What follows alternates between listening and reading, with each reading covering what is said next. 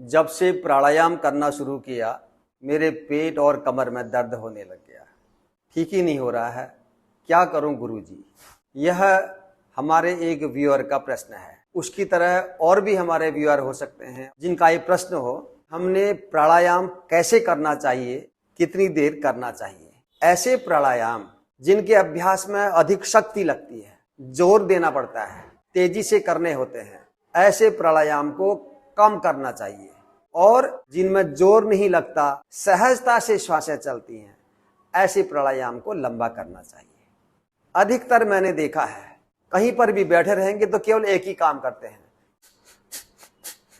कपालभाति। इतनी देर कर लेते हैं, आधा आधा घंटा, एक एक घंटा भी।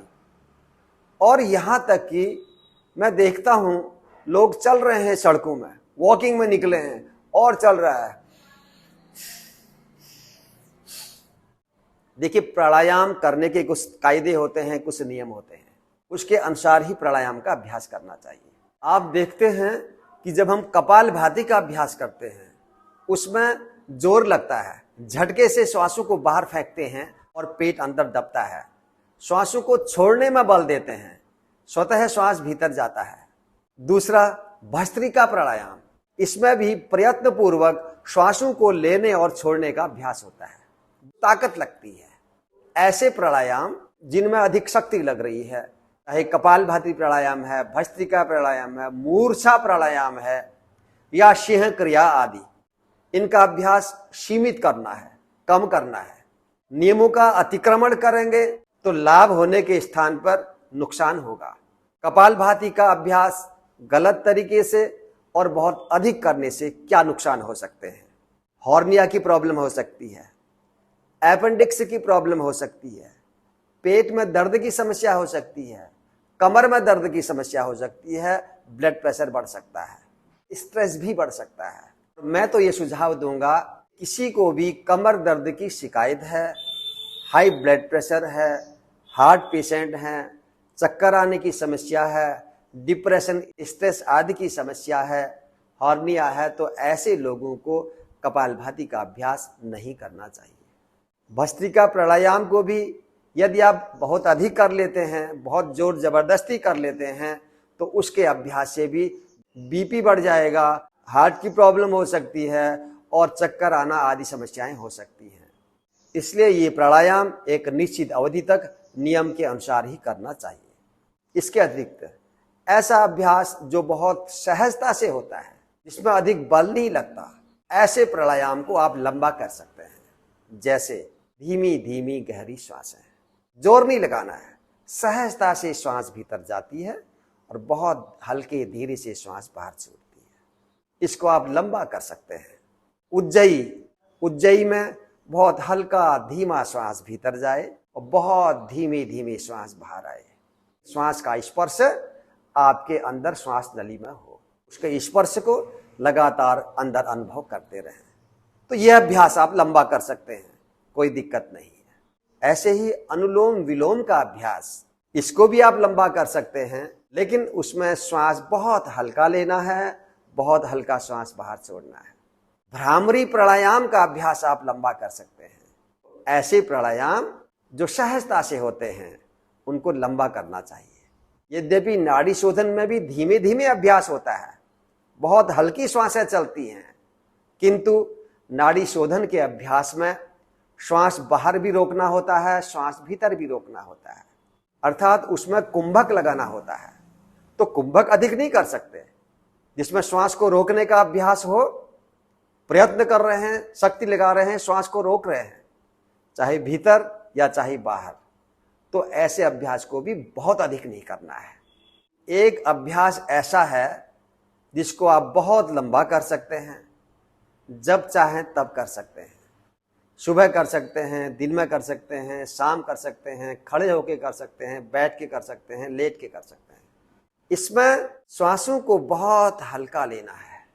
स्वाभाविक श्वासें जो चल रही हैं, बिना शक्ति लगाए धीमी धीमी श्वासें पूरा अंदर तक भरना है, धीमे धीमे श्वास को बाहर छोड़ना है। यदि आप सहजता से श्वास लेते हैं, बहुत हल्का श्वसन करते हैं, लेकिन श्वास की लंबाई अधिक हो रही है, अर्थात 1 मिनट में जहां हम सामान्यतया 15-16 श्वास ले लेते हैं, वहीं आप 1 मिनट में 4, 5, 6, 7 श्वास लेना शुरू कर दें, धीमा हल्का श्वास। तो इसको आप कितना ही अधिक करें, लंबा करें, कोई नुकसान नहीं, इसके लाभ ही लाभ होंगे। अब प्रश्न उठता है कि हम प्राणायाम करें कैसे, हमारी शरीर की स्थिति उस समय कैसी हो प्राणायाम करते समय। प्राणायाम ध्यान करने का एक नियम है कि आपकी कमर, गर्दन, रीढ़ बिल्कुल सीधा रहे, एक दंड के समान रहे। और प्राणायाम या ध्यान करने के लिए कुछ आसन होते हैं, उन आसनों में बैठ के ही किया जाता है प्राणायाम और ध्यान। सिद्धासन जिसमें मैं बैठा हूं अभी, पद्मासन, वज्रासन, स्वस्तिकासन, सुखासन आदि ऐसे किसी भी आसन में बैठ करके आप प्राणायाम का अभ्यास कर सकते हैं। लेकिन यदि किसी को पैरों को मोड़ने में दिक्कत है तो वह पैर फैला सकते हैं, चेयर में भी बैठ सकते हैं, लेकिन यह ध्यान रहे कि हमारा रीढ़ गर्दन सीधा रहे। हम ऐसे वज्रासन में बैठते हैं, यह तो अच्छा है, इसमें बैठ करके आप कर सकते हैं। लेकिन मंडूकासन के लिए आप ऐसे दोनों हाथों को ऐसे मुट्ठी बंद करके लगाते हैं और आगे झुकते हैं ऐसे। अब झुकने के बाद देखिए आपकी मुट्ठियों का पूरा दबाव आपके पेट में पड़ा हुआ है, तो आप कपालभाति कर कैसे सकते हैं? केवल सांसें ऊपर ऊपर ही छूटेंगी आपकी, पेट को कैसे अंदर दबाएंगे? पेट तो खुद ही दबा हुआ है, बाहर को निकलेगा कैसे?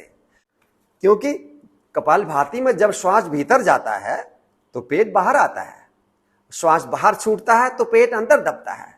अब आप मंडूकासन में खुद हैं, पेट आपका दबा हुआ, तो आपका पेट निकलेगा कैसे बाहर?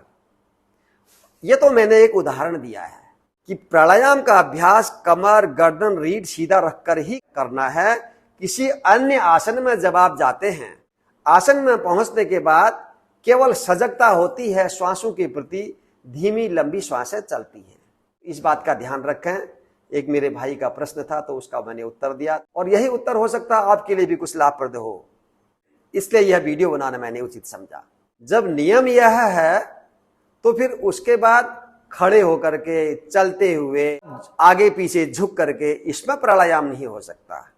जिस किसी भी स्थिति में आप रहें, इस बात का अवश्य ध्यान रहें, रीढ़ गर्दन बिल्कुल सीधा हो। अंत में एक बात अवश्य कहना चाहूंगा कि प्राणायाम करते समय श्वासों के साथ कोई जोर जबरदस्ती नहीं, प्राणायाम सहजता से होना चाहिए, एकाग्रता से होना चाहिए। जोर जबरदस्ती करेंगे, शक्ति का अतिक्रमण करेंगे, नियमों का उल्लंघन करेंगे तो निश्चित रूप से उसके दुष्परिणाम भी भोगने पड़ेंगे। आज के वीडियो में इतना ही। वीडियो यदि इंफॉर्मेटिव हो, उपयोगी हो तो कृपया लाइक कर अपने मित्रों में शेयर भी कर दीजिएगा। मिलता हूं फिर से और एक महत्वपूर्ण वीडियो के साथ। तब तक के लिए आप सब लोग स्वस्थ रहें, प्रसन्न रहें। आप सबका मंगल हो। जय हिंद।